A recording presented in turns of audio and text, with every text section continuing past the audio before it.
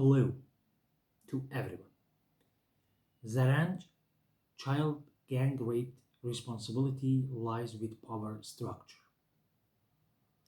If the published reports about the death of an 8-year-old child after a gang rape in a religious school in Zaranj are confirmed, we are facing one of the most horrific crimes in recent years.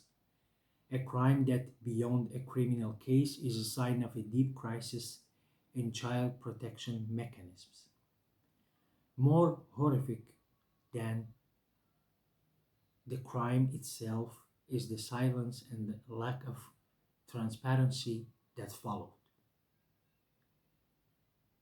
Despite the passage of several days, no clear and verifiable information has been released about the arrest of the perpetrators or the judicial process.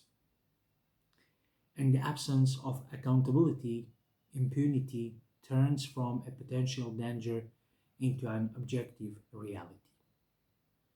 This event cannot be analyzed in isolation from the power structure that governs Afghanistan.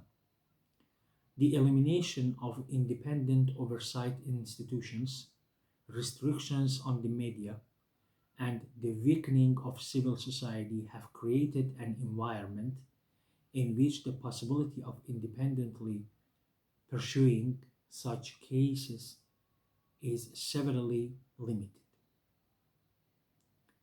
As public oversight diminishes, impunity expands, and the most vulnerable, especially children, pay the price.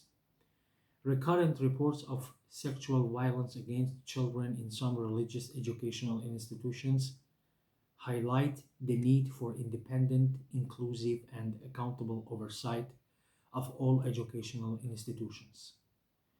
No educational institution, regardless of its title or status, should be excluded from transparent oversight and accountability mechanisms.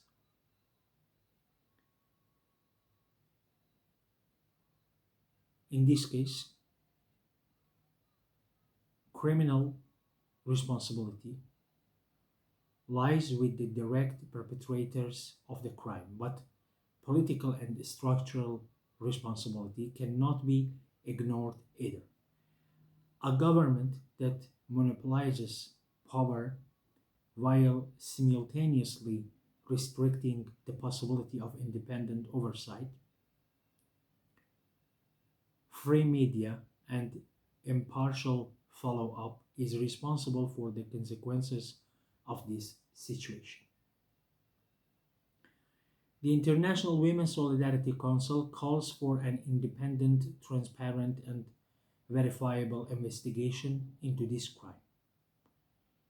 The identification and prosecution of the perpetrators, if the allegations are proven, and an end to the cycle of impunity. It's also emphasized that as long as there is no real mechanism for monitoring and protecting children in educational centers, families are forced to make decisions about entrusting their children to these environments with the uh, utmost caution. The protection of the life, body, and dignity of the children takes precedence over any other consideration.